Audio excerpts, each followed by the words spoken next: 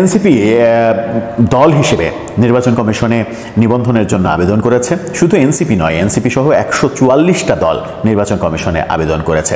কিন্তু 144টা দলের হিসাব নিকাশ তো আর আদতে এখন আর কেউ করছে না। এনসিপি সবার আগ্রহের কেন্দ্রবিন্দু। এনসিপি যা করছে সেটা নিয়ে সংবাদপত্রে খবর হচ্ছে। এনসিপি যদি জোরে করে একটু এনসিপির কোনো নেতা যদি জোরে করে একটু বায়ু নির্গত করে সেটাও গণমাধ্যমে খবর হচ্ছে। গণমাধ্যম সেগুলো লাইভ করার চেষ্টা করছে।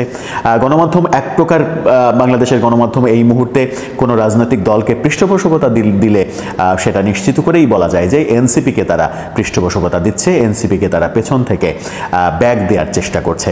নানাভাবেই সুযোগ সুবিধা পাচ্ছে এনসিপি, সরকারের আশীর্বাদ পাচ্ছে, সরকারের প্রত্যক্ষ পরোক্ষ নানা রকমের সহযোগিতা পাচ্ছে। অনেকে বলেন কিংস পার্টি। সেই এনসিপি অন্য 143টা দলের থেকে তাদের অবস্থান যে একেবারেই আলাদা হবে সেটা তো খুব সহজেই অনুমান করা যায়। কিন্তু এবার দেখা গেল যে 144টা দলের সঙ্গে মিলেমিশে একাকার হয়ে গেল এনসিপির নাম। নির্বাচন কমিশনে যে 144টা দল নিবন্ধনের জন্য আবেদন করেছে তারা কেউ প্রাথমিক বাছাইয়ে উত্তীর্ণ হতে পারেনি। সবাই ফেল করেছে, কেউ নির্বাচন কমিশনের ক্রাইটেরিয়া পূরণ করেনি। এখন কি হবে? এখন কি 144টা দলেরই নিবন্ধন বাতিল হয়ে যাবে? নিবন্ধন প্রক্রিয়াতে তারা নিবন্ধন পাবে না? নাকি এনসিপি নির্বাচন কমিশনের কাছ থেকে বিশেষ সুযোগ সুবিধা পাবে, বিশেষ কোটায় তারা নিবন্ধন পেয়ে যাবে? সেই আলোচনা করার চেষ্টা করবো এই ভিডিওতে। থাকবেন পলিটিক্স টিভির নিয়মিত আয়োজনে। চলে যাচ্ছি মূল ভিডিওতে। বলছিলাম নির্বাচন কমিশনে যে 144টা দল নিবন্ধনের জন্য আবেদন করেছে, এটা বোধহয় বাংলাদেশের একটা অনন্য রেকর্ড। এত সংখ্যক, মানে কি বলবো, যে ব্যাঙের ছাতার মতো গজিয়ে উঠেছে রাজনৈতিক দল গত 10 মাসে।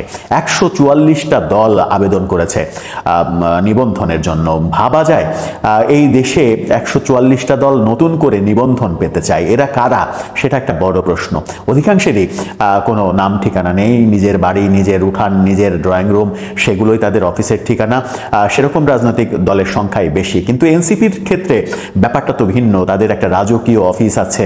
অফিসটা কোথায় থেকে পেয়েছে সেটা ভিন্ন আলোচনা, কিন্তু রাজকীয় অফিস আছে। বাংলা মোটরের মতো জায়গায় সব থেকে দামি বিল্ডিংয়ে তাদের অফিস। সারা দেশে যেখানে যেভাবে যেতে চাচ্ছে তারা সেখানে সেভাবে যাচ্ছে, শোডাউন করছে। এখন তাদের কন্টিনিউ শোডাউন আছে। গতকালকে আবার সার্জিস আলম ঘোষণা দিয়েছেন মার্চ টু গোপালগঞ্জ, এরকম। অর্থাৎ আজকে তারা গোপালগঞ্জে মার্চ করবে। গোপালগঞ্জে মানে যে দেশের অন্যান্য জায়গায় যে কর্মসূচিগুলো পালন করছে সেখান থেকে আলাদা কর্মসূচি পালন করবে গোপালগঞ্জে। অর্থাৎ গোপালগঞ্জ যেহেতু বঙ্গবন্ধুর এলাকা, শেখ হাসিনার বাড়ি টুঙ্গিপাড়া রয়েছে, সেখানে একটা ভিন্ন ক্যারিকাচার করতে হবে, এরকম তো ব্যাপার রয়েছে। সারা দেশে তারা এক ধরনের মাস্তি ফুর্তির মধ্যেই রয়েছে। জনগণের সাড়া দেখা যাচ্ছে। সেই জনগণের সাড়ার মাঝে আবার কেউ বিতর্ক তৈরি করার চেষ্টা করছেন যে এই লোকবল সংগ্রহ, মানে লোকবল সাপ্লাই দিচ্ছে মূলত এনসিপির বিভিন্ন কর্মসূচিতে সারা দেশে। 2টি ইসলামিক দল তারা লোকবল সাপ্লাই দিচ্ছে। সাপ্লাই দিয়ে এনসিপির যে একটা অবস্থান রয়েছে সেই অবস্থানটা যেন দৃশ্যমান হয়, নিশ্চিত হয়, সেটার পেছনে তারা কাজ করছে। সেই এনসিপি এত ঘটা করে তারা নির্বাচন কমিশনে নিবন্ধনের জন্য আবেদন করলো। এত গাদা কাগজ, গাদা ফাইল পুস্তক তারা জমা দিল। সেই দৃশ্যও আমরা দেখেছি এবং সেটা নিয়ে তারা কথা বলল যে এত কাগজ, মানে 30,000 40,000 কপি, এরকম ব্যাপার স্যাপার তারা বলার চেষ্টা করেছে। তারা সেটা দিয়েছে। মনে হয়েছে যে অন্যান্য দলের চাইতে রাজকীয়ভাবেই তারা আবেদনটা করলো, কিন্তু পরিণতিটা আমরা দেখলাম যে অন্যান্য দলের সঙ্গে, অর্থাৎ সব মিলিয়ে 144টা যে দল নিবন্ধনের আবেদন করেছে তারা কেউই প্রাথমিক বাছাইয়ে উত্তীর্ণ হতে পারেনি। তারা সবাই ফেল করেছে। তারা নির্বাচন কমিশনের ক্রাইটেরিয়া পূরণ করতে পারেনি। বড় ধরনের গ্যাপ তৈরি হয়েছে। বড় ধরনের গ্যাপ যখন তৈরি হয়েছে তখন নির্বাচন কমিশন সিদ্ধান্ত নিয়েছে যে তাদেরকে চিঠি দেবে, চিঠি দিয়ে 15 দিনের সময় দেবে। এই 15 দিনের মধ্যে তারা যদি নির্বাচন কমিশনের সমস্ত শর্ত পূরণ করতে পারে তাহলে নিবন্ধন পাবে, তা না হলে নিবন্ধন পাবে না। এখন প্রশ্ন হচ্ছে যে এই যে 15 দিন 144টা দলকে সময় দেওয়া হবে, যারা ক্রাইটেরিয়া পূরণ করতে পারবে না তাদের নিবন্ধন পাওয়ার কথা নয়, এটাই স্বাভাবিক।